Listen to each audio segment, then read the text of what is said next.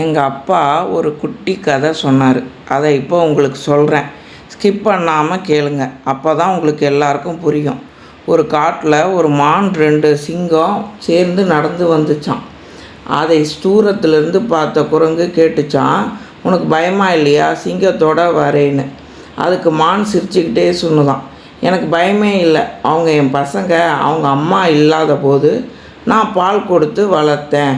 அதனால் இப்போ அவங்க என்னை துணையாக பார்த்துக்கிறாங்க. நாமும் இப்படி உதவி பண்ணினா நல்லதே நடக்கும்னு நினச்சிதான்.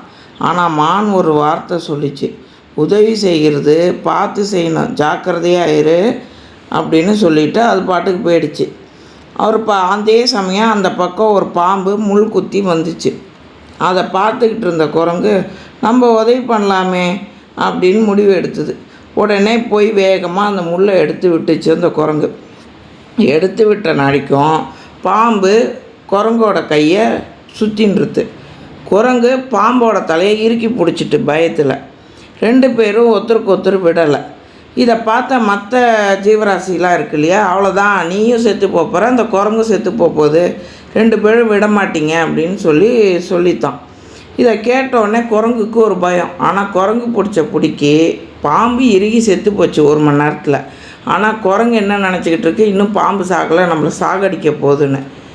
இப்படியே 2 பேரும் சுற்றிட்டு நடந்துக்கிட்டு இருந்தாங்க. ஒரு கட்டத்தில் பாம்பும் குரங்கும் செத்தே போயிட்டாங்க.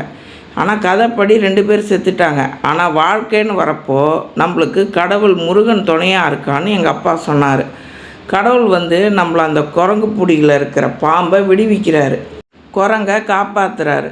அங்கேருந்து நீ இதை மாதிரி பண்ணாத, பார்த்து ஜாக்கிரதையாக இரு, அது செத்து போய் 1 மணி நேரம் ஆகிறது அப்படின்னு சொல்லி அந்த வயசானவர் காப்பாற்றி விடுறாரு. இதுலேருந்து என்ன தெரியுது, உதவி செய்கிறதும் பார்த்து செய்யணும். நம்ம சிங்கம் மாதிரி இருக்கிற ஆளுக்கு உதவி செய்யலாம், பாம்பு மாதிரி இருக்கிறவங்களுக்கு உதவி செய்யக்கூடாது.